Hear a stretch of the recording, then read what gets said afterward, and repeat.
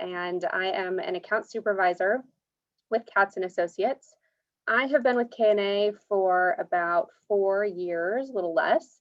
I have a master's in public policy, so I actually don't come from a communication training background. But I do find particular joy in my profession in helping sort of translate or help people understand things that I think we can all agree really matter. I think what you do all as public works professionals matters. And I personally think that it's important for folks, our constituents, our stakeholders, to who understandably rely on some of the services that you provide, for them to understand what it is that you do for them. And I find joy in helping explain the very complicated, the very technical, the engineering into layperson language. So very nice to meet all of you. A little bit about Katz and Associates and what we do. We specialize in strategic communication, public involvement, and community relations to advance essential public projects. I'd say about 95% of our clients are municipalities, agencies, departments, etc. So we like to say that we speak your language. We have nearly 40 practitioners across the state. We have our headquarters in San Diego, but offices also in Los Angeles and San Francisco. I'm based out of our Los Angeles office, for whatever that means anymore. We don't go into the office, but still here and live in downtown LA, which has seen quite a transformation over this last year. And our experience really lies in the full spectrum of public infrastructure or public benefit projects across all phases of the project life cycle. And the project life cycle is what I'm hoping to talk to you guys about today. I know a lot of the preconception is that I just need to talk to people when I'm ripping up their street, putting in a bike lane, fixing up their park. That's not always the case, and I hope that I get to convince you of that today. Just a little bit more on K&A, the markets that we serve: water, transportation, military, energy, development, and we also have an in-house creative design team, including an art director, 2 marketing specialists, and a graphic designer. They're absolute wizards, and I love getting to work with them. I think part of communication, a major part of communication, is not what we present, but how we present it, and they are really adept at doing that and helping us with certain projects. And on the right here, just some specialty services that we really get sought out for along the project life cycle. And I wanted to include some of our California clients, our Central California clients for you. I don't know if Carpinteria really counts, but they're sort of up there in that in-between land between Southern California and Northern California. City of Fresno, not coastal, but still central, Morro Bay, Santa Barbara, Montecito, SoCal, Stanislaus County, and Pajaro Valley. So relatively familiar with all the interesting activities you guys have going on up there. So today's takeaways, and I will hope to touch on all of these. Include your communication team early, often, and throughout your entire project. Communicate well before construction. In fact, if you start at construction, you're probably tardy. Don't plan your outreach necessarily based on the size of your project. I would encourage us to think a little bit more about the impact of the project rather than, the budget, the amount of effort it takes on your behalf, but really how it's affecting the community and right sizing that communication with the effort. And then a solid outreach plan and solid outreach implementation really can be the difference between a project moving forward or not. And how we communicate can really have an impact on that, which I'm going to talk a little bit more moving forward. So why do we communicate? We want to build trust, and we want to build credibility, and we want to show transparency. I think if there's anything that we've seen over the last year and even well before, trust in our public institutions, public trust in our public institutions is at an all-time low. So we have a tall order to surmount in order to build that trust, that credibility, and a lot of that is done through transparency, how we provide information, and the frequency with which we do. We can develop support or a reservoir of goodwill, and a lot of that might not necessarily be that you have, folks banging down your door asking what they can do for your project. They're just not banging down your door trying to stop your project, which goes a long way. We can actually change public sentiment with the way that we communicate. We can distribute vital information that will help prevent issues in the future. And we can educate. We can actually teach people something new, which I think is an awesome opportunity, because I know we all feel passionate about the jobs that we do, and we're interested in trying to help people understand that. So I like the idea of giving people new information. I think that's a fun opportunity. What happens when you don't communicate? It can lead to misinformation. It can lead to lawsuits. It can lead to negative media, difficulty getting permits, and it can lead to political backlash. I'm sure many of us are beholden to a commission or board of directors who may prevent something in your project moving forward if they're hearing from constituents that they're not happy, they're not being included, and they don't know what's going on. It can also instill a lack of trust, and you can get some pretty vocal opposition. And I think we're learning that folks aren't afraid to protest. Folks aren't afraid to show up at your project site. So hopefully these are all things that we can prevent when we do communicate. So this is K&A, sort of K&A meaning Katz and Associates, vision of the project lifecycle. I'm sure there are many steps in between each of these project lifecycle phases that you would say, well, wait, what about this phase? But this is sort of just to encapsulate all of the phases in which we can imagine communications participating. So in the black upper portion of each circle is sort of the phase name: problem and challenge, solutions development, planning and design, environmental and entitlement, funding, implementation and construction, and then operations and maintenance. And in the blue portion of these circles is sort of the approach that we would recommend taking during each of these phases. So when you're in the problem and challenge phase, maybe you're doing a public awareness program. When you're in the solutions development phase, maybe you're doing some kind of a strategic advisory commission or council with some important stakeholders to help inform your decision process, and so on and so forth for each of these. I think this will help us as we move through the presentation, because each of these has an icon that will help sort of signal where we are in each phase. So let's start at the start. We are in the problem and challenge phase. This can be a variety of problems or challenges. For example, you have recurring droughts as a result of climate change, and you need to seek out additional sources of water. You have light rail that doesn't reach a disadvantaged community that could really utilize and benefit from that access. You have cyclist fatalities that could be prevented with more bike lanes and more safe routes for bikes to move through your city.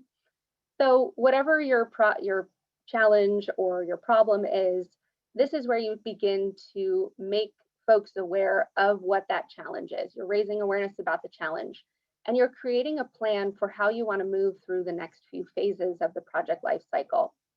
Anticipating issues. Are people going to disagree that your problem is not a problem? Are people going to have opinions about your potential solutions? You'll be able to uncover all of those sentiments by getting to know your stakeholders and developing rapport with them, so that your channels of communication can be fully explored as you move through all of the phases. So in the box in the lower left-hand corner are some ideas about what you could start undertaking at this phase: establishing your goals for communication, setting up how your team is going to coordinate on this particular issue, determining if meetings or events are necessary at this point. This is starting at the start. You know exactly what it means, just getting your plan laid out and your expectations set. So now you are at the solutions development phase. You've identified the problem, everyone agrees that it's a problem or a challenge, and everyone thinks something should be done in order to address the problem or challenge. So this, at any given point, you would be looking at the variables that you need to satisfy. What is the challenge causing in terms of issues, and how do we need to address those issues? And once you've identified those variables, you can identify solutions that satisfy them, and then you start to weigh your options. So this is the point at which we can start meaningfully gathering input and working together with our community and our stakeholders to discuss some of those solutions and how they might be applied. I truly believe that stakeholders can make informed decisions when they are presented with all of the information they need in order to do so. And we can design input strategies that are fair, that are equitable, and that are sized appropriately for the amount of input that any given stakeholder who is participating can have. Solutions development is often one of the best ways to start a stakeholder engagement process, and we've had a number of projects that start with, a really meaningful and carefully selected stakeholder advisory group that travel with us from the solutions development phase all the way through to implementation, which is really cool because they get to sort of be your vocal champions. It's not always, easy cruising through that process, but working together to maintain that relationship with these folks is really helpful. And I think this is the part of the process when the community can start feeling the most alienated if this process isn't transparent.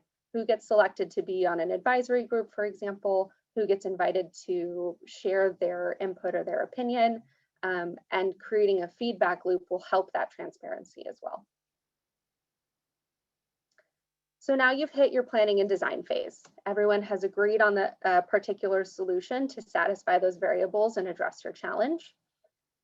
This is the part where you can start soliciting additional input on the design and planning for the project.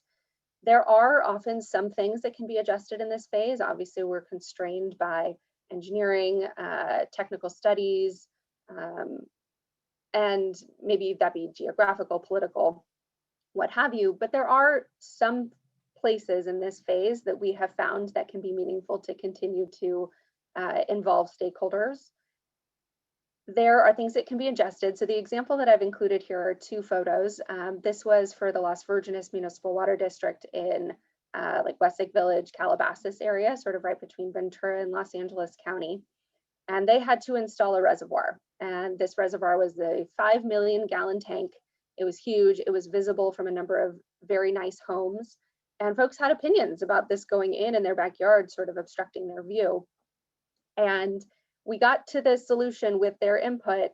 And then we got to the planning and design, and they said, wait, I'm going to be able to see the tank. And so what we actually let them do was select the paint color for the tank so that it would blend into the surrounding area. It wouldn't obstruct their view as much. And they actually felt very much a part of this process. They did feel like they were part of finding a solution for this issue. And it helped us meet some like very special needs that they had while still moving forward with the project. So I love this example because it's something that from a planning and design standpoint, it really doesn't matter what color the tank is, other than maybe ordering the paint color. But it helped this community feel like they had a role in how this project moved forward. So now we are at the environmental phase. We're at the NEPA, CEQA Plus, whatever is required. I think in general, at this phase, agencies often turn to the NEPA and CEQA guidelines for how to conduct public participation, checking the boxes, if you will. But deciphering when your project calls for an expanded outreach effort can be really tricky, especially when the impacts to budget and schedule are inevitable. We are not afraid to say that we know that additional effort in outreach and communication costs more money, but at what point does that outweigh the potential for the project to get caught up in litigation or challenged in the CEQA review process? So often standards and requirements are not always enough, especially if your impacts of the project go outside of your service area, especially if folks have known what the challenge and solutions are up until this point, especially if there's sort of a precedent or expectation of the community to be involved in this process. So while the required notifications in the meetings are fine, scoping, draft, final release, we can create additional opportunities for public participation beyond those checking the boxes items. So in this phase where we're trying to consider, can we do more in the CEQA or NEPA evaluation phase, from the decision maker's point of view, which often is you or your team, we're doing CEQA and NEPA because it's required, because we do want local support. We have social demands or local social norms that demand it. We might be stopped if we don't do this. I mean, obviously we have to do it. And we do hope that it will help us make better decisions in the environmental phase that will inform construction and implementation. So I think there's opportunity during the Q&A to go into more examples of public participation opportunities outside of the standard CEQA requirements, and I would be happy to do that later on. All right, so you made it through CEQA, and now you have to figure out how to get your solution, your community-informed solution, funded, which is often the hard part. And I've found that this is sort of where projects don't stall. There's just doesn't feel like there's a lot to talk about with your community when you have a great idea, you have a plan to do it, you must have approval to do it, but you don't necessarily have the funding. So funding can mean grant applications, it can mean rates or taxes or fees being increased. This is the opportunity to create a public education campaign about why this is necessary and why we need to fund it in order to solve our original challenge or problem. So placement in publications that regulators and funding agencies read. I know there's lots of industry publications that we like to get our projects put into. Seeing it sort of moving forward and being talked about can help funders and regulators, when that application comes across their desk, say, oh wow, I think they've made a lot of progress here. Maybe I should give this additional consideration.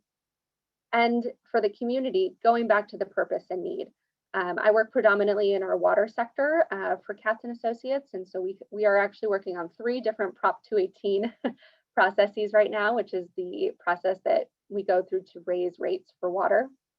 And going back to that purpose and need for any project, any large scale infrastructure project that you're doing, even for some of your general maintenance operations, the purpose and need of the funding for the project and the purpose and need of the project itself can really hammer home why we need to move forward with any kind of funding changes. Congrats, you have been funded, your project is moving forward. You spent 2.5 years getting all the funding that you need, potentially raising rates, SRF loans, whatever you need. And you've reached the construction phase. You have your consultant team on board, you've got your engineers all lined up. And communication-wise, at this point, you probably have a pretty good idea of potential pitfalls and with public perception, potential construction challenges. So if you have a pipeline that's going to run right through somebody's main thoroughfare or how they get out of their driveway, traffic, noise, neighbors adjacent to the land, businesses that use your right-of-way, scheduling, COVID protocol, even challenges there as well. You probably also know who your project champions are and who your opposition is going to be, because sometimes we still get to this point and haven't convinced all of our constituents. That's totally normal. Probably likes to receive information and their existing expectations for involvement or the provision of information. So where do we go from here? Like we started at the start, let's plan for the finish from the beginning. This can mean revising your communication plan. This can mean setting up mini communication plans and mini communication teams, depending on how large your project is and if it sort of fingers out into different communities. It means establishing your channels for communications so that the public can contact you, and a protocol for how you respond to them, and tracking those interactions. You can track who contacts you, how frequently, what the sentiment is, what the questions are, and that can inform further communication strategy down the road. You can start taking pictures, you can set up time-lapse cameras, you can start gathering testimonials from folks who are your major champions for the project to continue reminding people why we need what you're doing, so that even when they're getting a little frustrated that it takes them longer to pick up their kids from school or gets in the way of their normal errands or shopping on the weekends, we still feel good about why this is getting done. And this is a great opportunity to start applying for awards. There's nothing more gratifying than saying our award-winning project to bring a new source of water to the city of X. That's a really nice thing to be able to say to people. I've included an image of a fact sheet that we did for Pure Water San Diego, which is sort of our flagship water reuse project down in San Diego. And this is just a set of metrics of all of the communicating that we've done over the past several years, so that folks can see we really are doing our due diligence when it comes to letting our community know what it is that we're doing, interacting with them, addressing their concerns or issues, and maintaining those points of contact. This is where there are no surprises. You have your stakeholder list of folks who will be, immediately impacted, secondarily impacted, or tertiarily impacted. And you communicate with each of those groups as appropriate based on project status and updates. You have your elected official protocol, especially if your project is moving through multiple jurisdictions, how you communicate with your elected officials, what information you let them know, how frequently you talk to them. You don't ever want to be in the position of having an elected tell you what the public is feeling about your project. It is always best to try to provide that information to an elected official and help them feel like they are in the know, so that they don't feel like their constituents are complaining to them about a project in their jurisdiction. Multifaceted notifications. Sometimes a fact sheet isn't enough. Sometimes we have to do a door hanger, a bill insert, a mailer. Sometimes we need to tap into social media, which I'll talk about next.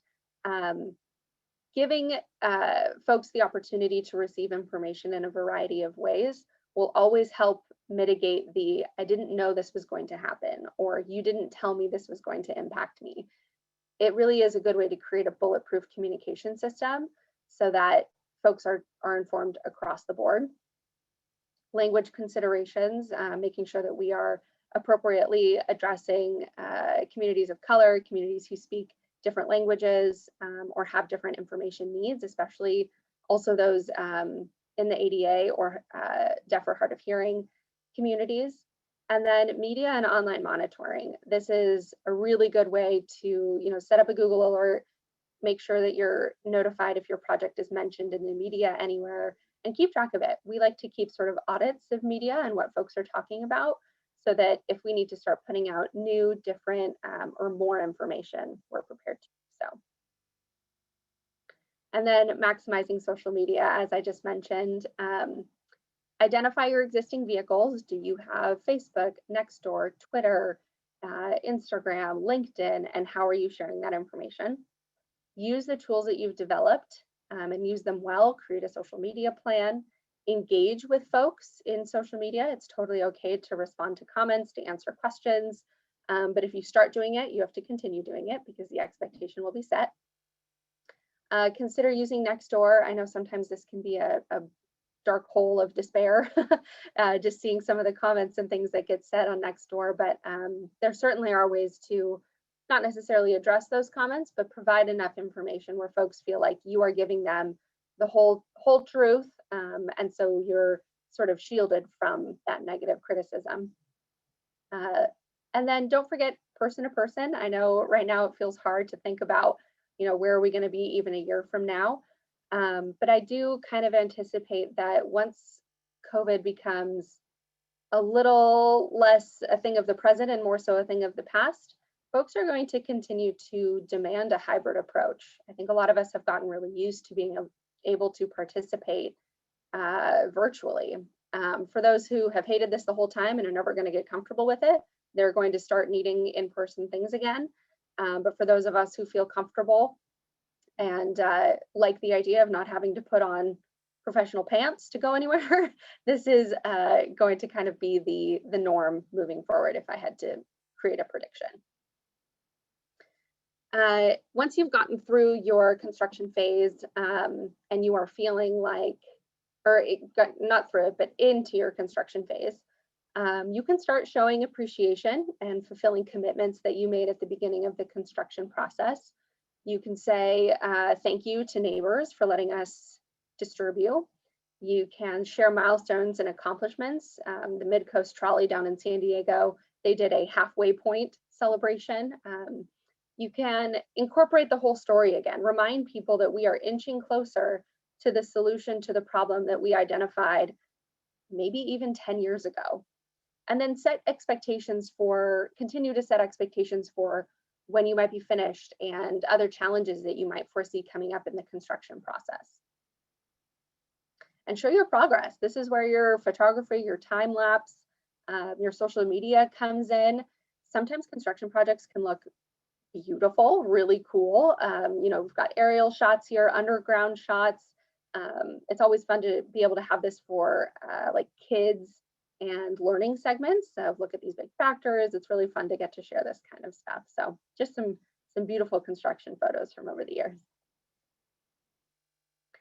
Okay, so I've done a lot of talking. And I hope that you can see that communication doesn't necessarily start at construction. In fact, there's 5 steps that we can go through before we ever get to construction. And operation and maintenance, I will just say that this is, you know, we have solved our problem, we have incorporated the community, we've completed the project and gotten it funded. Opening up your facility, if it was one, for tours, continuing to promote the service that this provides, whatever the project was, is where you can go from construction into operation and maintenance, and celebrate the milestones that you've achieved over the last, or over the entire project life cycle. So this is my last slide, and then I will open it up for Q&A. But I did want to just leave you with some tips for effective communication. Think about your audience groups and segment them into groups that receive information similarly, so you can address needs across the gamut. Develop key messages. This is always the first place that we start. It's kind of your project narrative that helps streamline what you say about the project and to whom. Practice public speaking. I know we didn't all go to school for public speaking or preparing to address groups as a team, but that is often what we get called upon to do. So prepare and practice. Identify ways to involve stakeholders in your planning and decision-making processes that will only engender more trust, make them feel like you are being as transparent as possible, and hopefully create supporters in the future. Engage your stakeholders early and throughout. I think I've said it 6 times now, so hopefully it's there. Show empathy and be a good listener. I think this is hard for anyone to do, even in their personal lives, but it becomes incredibly important when we are providing a public service and folks have issues or challenges with the public service that we are providing. We need to show empathy and help them understand that we get why they might be feeling that way, and just be a good listener. It goes a long way. Focus on terminology, use simple graphics, avoid jargon. It gets very easy to speak in shorthand when we're talking to folks that we speak to all the time, but sometimes we have to take a step back and say, would my 8th grader understand this? Would my grandmother understand this? And how can I approach it differently to help increase understanding? Help your communication staff accurately translate technical documents. I'm not an engineer, but I work with them all the time. So the better you and I can communicate about what it is the project is achieving, how it achieves it, the better I can communicate with your community or your stakeholders. And integrate as a team. Communication staff should sit in on construction updates, should be involved in the CEQA and NEPA process, because we're only here to help. And the more we can integrate with the team, the better the result's going to be. So I just want to say thank you again, Camille Stephens. I'm an account supervisor with Katz and Associates, and I would love to open it up for questions.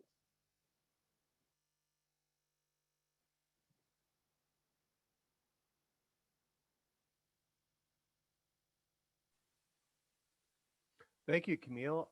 You know, I'll say that I like your saying here, communication doesn't start at construction. You know, there's a lot of us engineers that are just kind of like introverts, and we just don't communicate sometimes.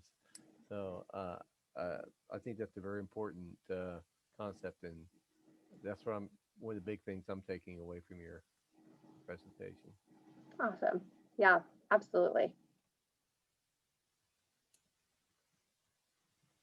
Hi, Camille. Phil Maldonado here at the City of Santa Barbara. I have a quick question for you. What type of metrics would KA use to kind of measure the effectiveness of a communication strategy, either on a project or organization wide? Kind of going to what you were saying about what is the right level of communication to use, because it does have a kind of cost benefit breakdown. Yeah, absolutely. And that's a great point. I love the cost benefit analysis of how big is my effort, how much money am I spending on communication, but what is the ultimate benefit or cost of not doing it and having it affect the progress of the project. Measurement can be tricky in communications because we can always measure volume. How often did we reach out? How many events did we hold? How many people showed up to them? What kind of engagement are we getting on social media? But how people are feeling, what they're talking about, and even media coverage can be different than the volume, right? The sentiment is different from the volume. So that's where the media auditing comes in handy. That's where tracking the sentiment and the sort of tone or tenor of the communications that we're having can help us understand how folks are feeling about it, as opposed to how often we're talking about it. I will say there's probably a correlation between how much we're talking and how positive people feel about it, because they know more, they feel good about the plans, they feel involved in the decision-making process. So some metrics that we've used in media coverage, we do positive, neutral, negative. So positive is usually an op-ed or someone writing a letter to the editor on our behalf. Negative would be from anybody saying anything negative. And then neutral would be just an update. Sometimes that's a press release from us that just gets posted into a publication. But at least it's seen and it's been created and folks have read it. So, and then when you get into the construction phase and you start getting to the inquiries, are you going to be on my street today? I'm seeing a lot of dust. The noise is really bothering me because I'm working from home. Or, hey, one of the most gratifying things of my construction relations career has been getting a phone call from someone saying, hey, I got your notice yesterday. It helped me make decisions about my day today. Thank you for providing that information. Those are all things that you can sort of create a, what would you call it? The word is escaping me, but basically assign values to it: positive, negative, neutral, informational, things like that. And then you can sort of track as it goes. Also during the construction phase, the amount of time it takes our team to get back to an inquiry. So if someone calls and we don't get back, being able to say we responded to everyone within 24 hours and we can call each of their inquiries satisfied or solved. Kind of like a tech support. If you've ever submitted an inquiry to tech support, they'll open a case for you. They'll try to address the issue with you, and then they'll probably send you an email that says your case is closed. I wouldn't necessarily suggest going through all of that rigmarole, but you can at least consider it on the internal side of your tracking, somewhat similar. How do you feel about surveying, say, a population or area, like at different stages of the project? We love it. Thank you for letting me talk about this. Definitely so most of my projects have been in the water world, and quite a few of them in the potable reuse world. Surveying at the very beginning, like real quantifiable surveys that can help you understand public sentiment at the beginning. I trust this, I think it's good, everybody else does it, it's fine. Or I don't trust this, I can't believe you're making me drink this water. This seems like wildly inappropriate and I don't want to drink toilet to tap. Starting there, doing your whole communication plan, interacting as much as possible, involving folks throughout the project lifecycle, taking surveys maybe halfway through or so. And then at the end, you can actually see if you have changed people's minds. You can actually see if you've made a difference in the provision of information. Folks, I will say, are generally hesitant to do it because they do cost quite a bit of money. We don't do them in-house. We usually contract with public opinion survey pollsters who are incredibly helpful and have been doing it for many, many years. It's kind of a luxury, but we absolutely love it because it helps us say we actually made a difference here and it feels good. Thanks, Val. Camille, Thank you. we have a a message written in here from Sandra Howland. She would appreciate hearing your perspective on how to get the public more involved in the CEQA NEPA process. From her, Yeah. yeah. Oh, go ahead. Just from her experience, it seems like there's a big disconnect between the community members and the concerns, um, uh, and the specific technical information that's focused on the CEQA and NEPA documents. Right. I think some people have come to see the CEQA process as their opportunity to stop the project, which isn't always true necessarily, certainly in the litigation phase. So for a typical CEQA process, you would probably send a mailed notification, put some kind of a notice in the newspaper, and post it at a local library. If we count how many people still receive mailers or even look at their mail or just toss things away when it says it came from my city or a department, folks who go to their local library or don't go to the local library, or who don't read the newspaper anymore, I think we've missed probably 75% of a population. So I think the noticing is really important for setting expectations for what would be accomplished in a meeting, in a Zoom meeting, in receiving public comment. How we provide information at those meetings as well can be really important.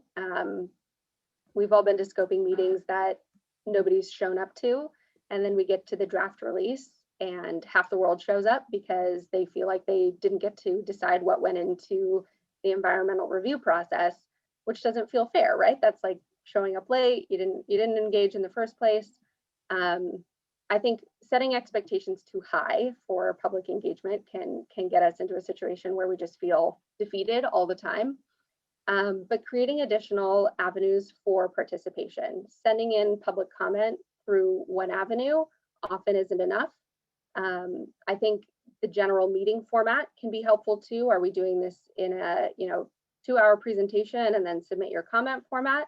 Or are we doing this in a collaborative, maybe workshop format where we have breakout rooms, where we have dedicated tables to certain issues? One of my favorite things to do at a scoping meeting is to set up the room so that there are sort of stations that talk about each of the potential environmental impacts that will be reviewed, and allowing folks to interact with the project staff who will be addressing that particular issue. So usually on your CEQA team, you have the noise guy, the endangered newt guy, the different focus areas for the environmental review. Usually people will come to a meeting with a issue, with a thing that they care about. And so allowing them to engage one-on-one with someone who is asked with caring about the thing that they care about is very gratifying, and gives them the opportunity to learn about their specific issue, feel like someone cares about it too, and then gives them the tools to provide a meaningful comment, as opposed to writing a really angry letter to our generic email address with a whole bunch of information that's not necessarily accurate. So those were a few ideas that we've implemented. It certainly depends on the size of the project, the potential for unrest or disagreement from our community. But I think the noticing is the place to start. How are we asking people to get involved? How are we asking them to come to us, which is really the hard part? We can always go to them, but we're asking them to come to us. So maybe now that we're all more familiar with the virtual engagement styles, asking them to come to us is a little less of an obstacle, because they can just hop on a computer and still participate. And even how you design virtual engagement is can be tricky. So lots of directions to go.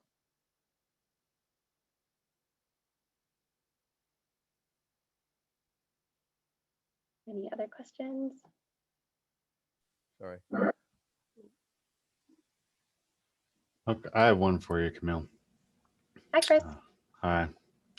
What do you think are some good steps to get over when there is not support for a project from a few very boisterous people who seem to have political influence on a project, where generally the community at large that we're serving will like the improvements, but a couple close residents seem to be in very boisterous opposition. How do you, without letting them completely change the design to something that may be much more expensive and not obtainable? Yeah. How best do we try to work towards getting them to accept or even accept some small modifications when communication has sort of gone downhill? This sounds like a very real example you're giving. This is a real example near the city of Santa Barbara, let's just say in the Summerlin area. Okay. Well, to begin, it sounds like communication has already devolved. So whoever was originally sort of the point of contact for those folks may not be a viable option anymore. It may have gotten to the point where even the interpersonal relationship is no longer functioning. So maybe the first step is to bring in someone new. Could be somebody on staff, could be a director, could be, even a politically connected person who is a champion of the project and who can communicate with even keel and no sort of pre-existing baggage, if you will. And then helping, without all of the details or information, finding the specific variables that are changeable that you were talking about, some of the small modifications to help meet their demands or requirements or issues that they have with the project. And then I'm not sure what the impact of the very loud small group is on decision makers, but I think that's also sort of the nexus to identify is, are they being loud, annoying, and disruptive, but not having impact? Or are they being all that way and having a major impact on being able to move forward with the project? If Definitely they are impactful. Definitely impactful. Okay. And is that an impact on the schedule and the budget? Okay. So whoever is receiving that information, whoever is receiving the negativity or distrust or misinformation and is impacting the budget and the schedule, I think getting to that decision maker who is doing the listening in a variety of ways could be the place to start. So whomever that decision maker is that's listening, that's hearing, providing that person with information that clearly lays out why the issues these folks have is either not super relevant or could be addressed in a certain way. Working in the background to find supporters who could be equally as impactful on the decision maker to say, to the same degree these people don't like the project, really do like the project and really do agree with it. And I want to use my clout to convince you that this should move forward. I don't think that needs to be a shady process. I think sometimes people are afraid to say, hey, if you like the project, speak up. That's not a bad thing. That can be really impactful, can be super helpful. It can help decision makers feel like I must just be hearing from a small group, because sometimes it doesn't feel like that, right? Sometimes it feels like the whole world is crumbling around me because these people are just yelling at me all the time. I like to envision sort of our communication audience groups in these groups of thirds. They're not always equal thirds. You have your opponents, your folks who will never like your project and speak very loudly about it. You have your proponents who might not ever say they care at all, but they really do. And then you have your middle third who can be swayed either direction depending on the information they receive and who gets to them first, honestly. Contacting your folks who are equally as powerful and important and support the project to communicate with your decision makers about their liking the project and their support of it. And continuing to provide information to that middle third who can be convinced either direction, and making sure they have information from you that is accurate, that is transparent, and that provides them the information that they need to answer the questions that they have. So without any more, specific details, I think that might be my approach to the challenge. But it sounds like you've got a good one. Yep, we're working on it. Just wanted to hear what you had to say. Thank you. Yeah, awesome.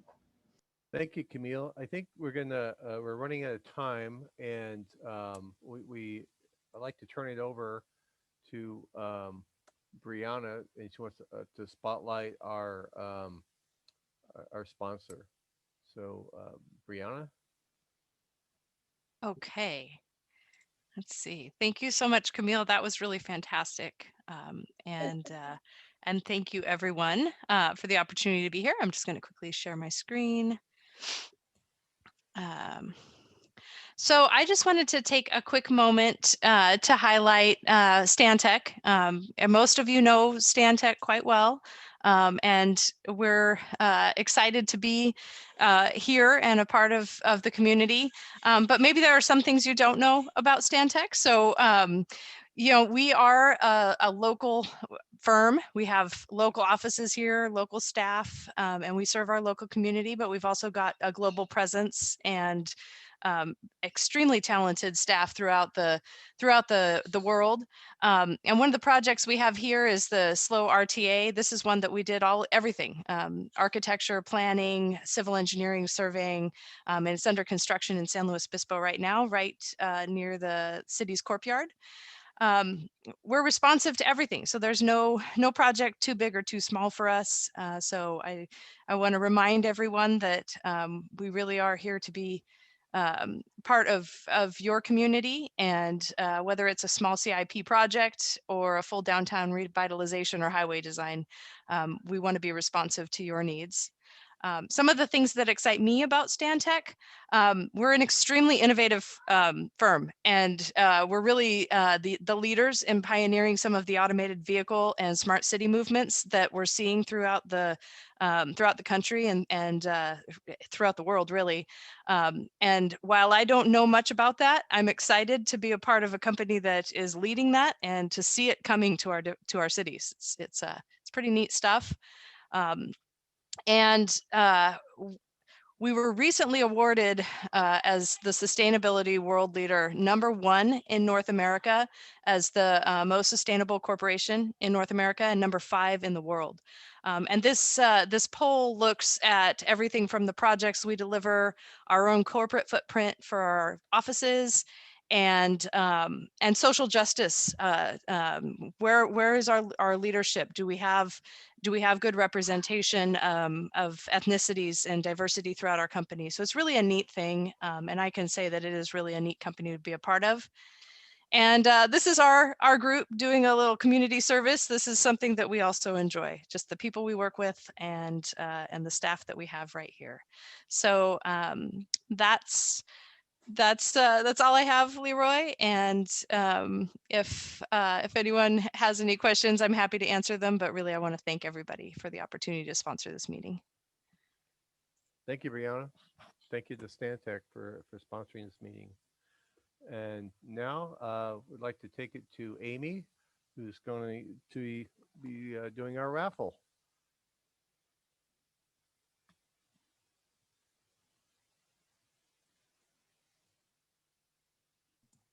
Okay, can you all see my screen?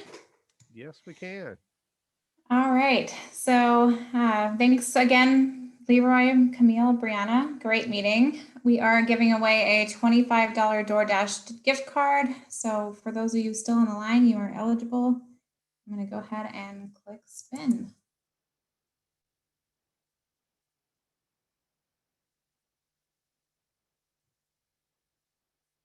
Oh, it goes to our very own Andrea Kingsbury. So Yay, thank congrats, Andrea. Congratulations. All right. Well, great meeting, everyone. Thank you so much. Thank you. This concludes our meeting. Thank you. We'll see you next month. Bye. Thanks, everyone. Thank you. Thank you. Bye.